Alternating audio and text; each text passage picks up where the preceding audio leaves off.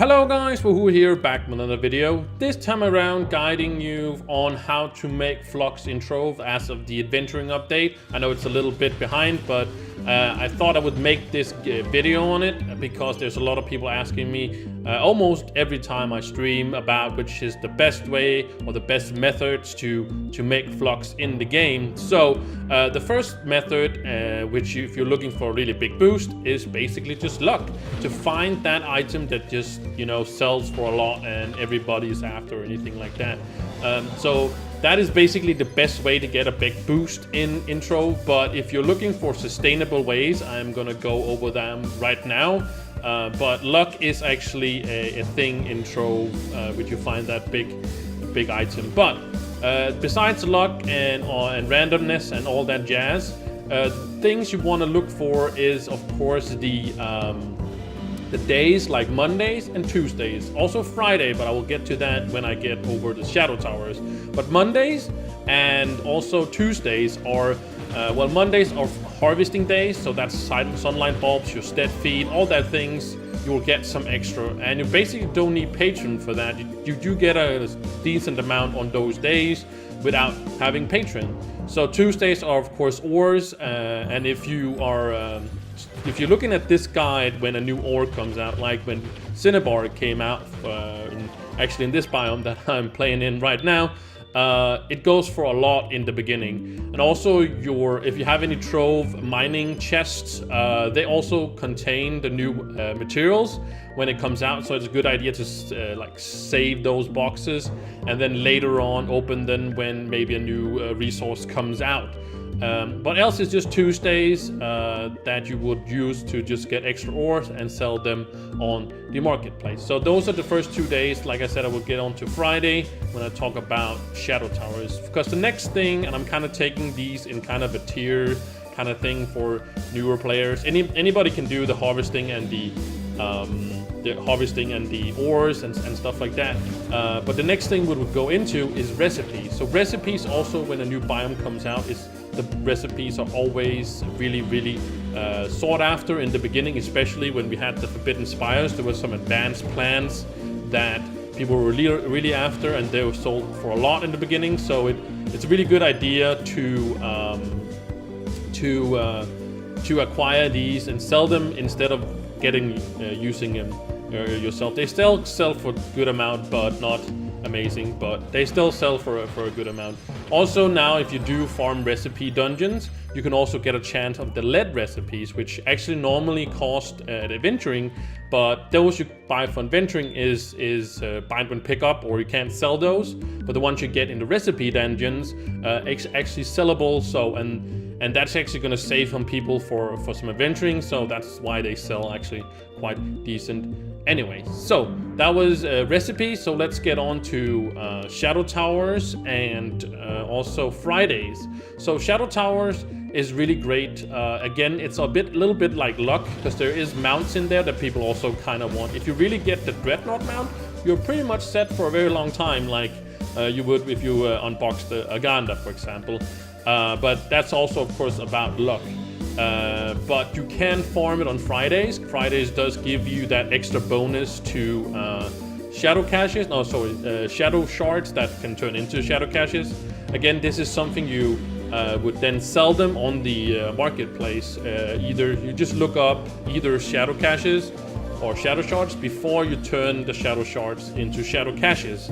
So see which one sells for the most. Sometimes it's actually the shadow shards that sells for most, because you can actually, in the higher tiers, you don't get shadow shards, but you get the shadow caches, and you can't turn them back, right? So that's sometimes why the shadow shards are actually much more valuable and sells for more. So keep that in mind when you do look them up, and before you convert them into something like shadow caches.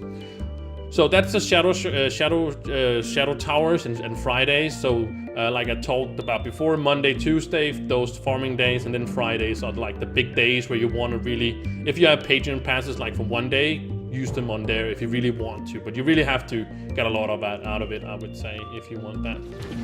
The next thing is gonna be fishing. Fishing right now is, well, right now it's faster fishing, but people are really looking for those jade fish. Those are fished in normal regular water, in any height, whatever, with a regular old fishing rod. So nothing special about that. So people are really looking for those jade fish because there is a dragon that has need 1800, and they sell around, right now they sell for around like 150 to 100, depending. Right now, as it's probably faster fishing right now, it goes down in price because people can get them faster. But I think outside those weeks, it could definitely go to 100 on PC at least. I think I've heard it's about half price on the consoles. I'm not sure exactly how the prices are, but it's something you can do basically AFK, in that sense that you can bind it to some kind of, it has binding to some kind of a keyboard. You can watch something on something else, or play on your phone, or whatever you want to do while you're actually just basically doing these fishing. So fishing is also a great income if you're into sort of that.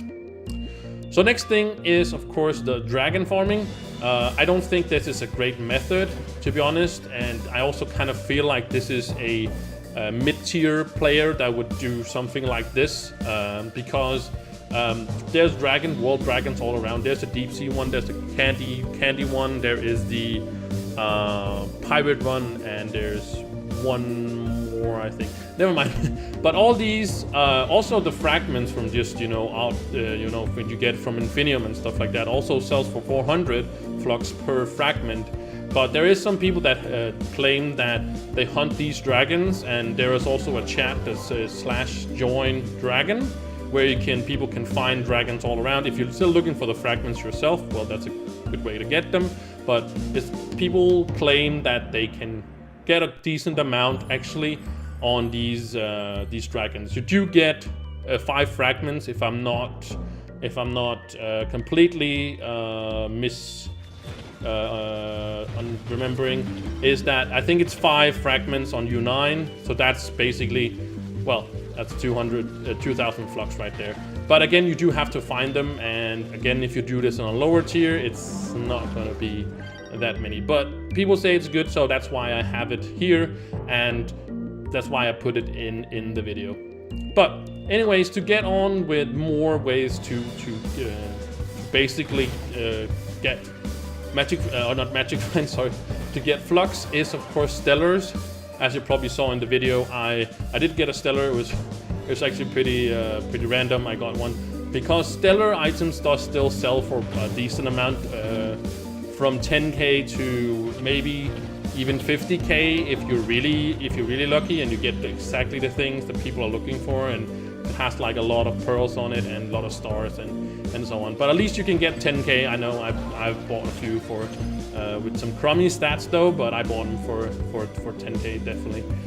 Stellars start dropping. Some say 400, some say 500, some say 600 magic find, and of course if you do have patient, that is double. So if you just have 200, you already magic find, you already have the 400, and so I want to say if you have 600, you're at least on the safe side. If you feel like, but you're not gonna see a stellar in every dungeon. I'm running here on like 1700 magic find, 1700, and I found one stellar during in the 10 minutes I was kind of playing, and it's not something you should rely on, and it's really very extremely hard to get them to drop really a lot. So around like 3,000, 3,500, you're gonna see them quite often, but it's really an in-game thing.